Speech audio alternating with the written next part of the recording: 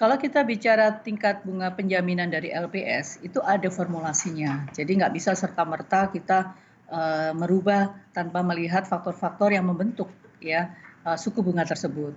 Nah, di antara komponen paling penting dari komponen suku bunga penjaminan kami itu adalah suku bunga pasar. Jadi pergerakan suku bunga pasar itu juga menjadi faktor yang menentukan kita untuk menurunkan suku bunga atau tidak.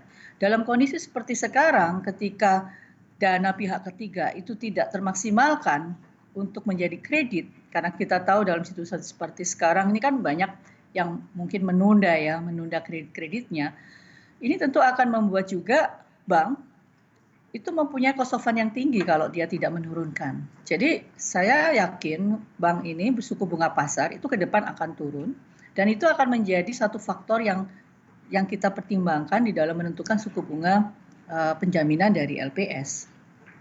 Jadi ya kita Kapan juga iya, berapa lama Bu kira-kira waktu untuk suku bunga pasar ini akan turun seperti yang Ibu katakan tadi?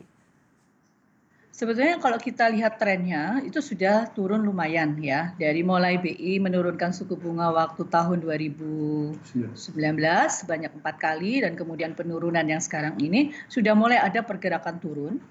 Eh, pergerakan turun, tapi faktor suku bunga penjaminan tadi kan tidak satu-satunya. Jadi kami ada formula yang lain yang kita lihat kayaknya nampaknya di dalam waktu dekat ini kami akan melakukan penyesuaian kembali terhadap suku bunga tersebut dengan mempertimbangkan tadi, Mbak, faktor-faktor tadi.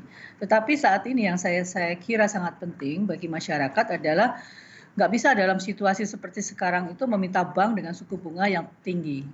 Artinya di atas suku bunga penjaminan. Ya, kenapa? Karena kan buat bank sendiri ini akan sulit menyalurkan sebagai kredit. Kalau bank tidak mampu menyalurkan dana pihak ketiganya sebagai kredit, maka cost of fund yang tinggi itu justru menjadi beban bagi bank. Jadi saya kira saatnya juga bank-bank itu mulai melakukan adjustment untuk penyesuaian suku bunganya itu sendiri. Oke, apakah Ibu melihat pada saat ini situasinya untuk pertumbuhan kredit perbankan ini akan tersendat?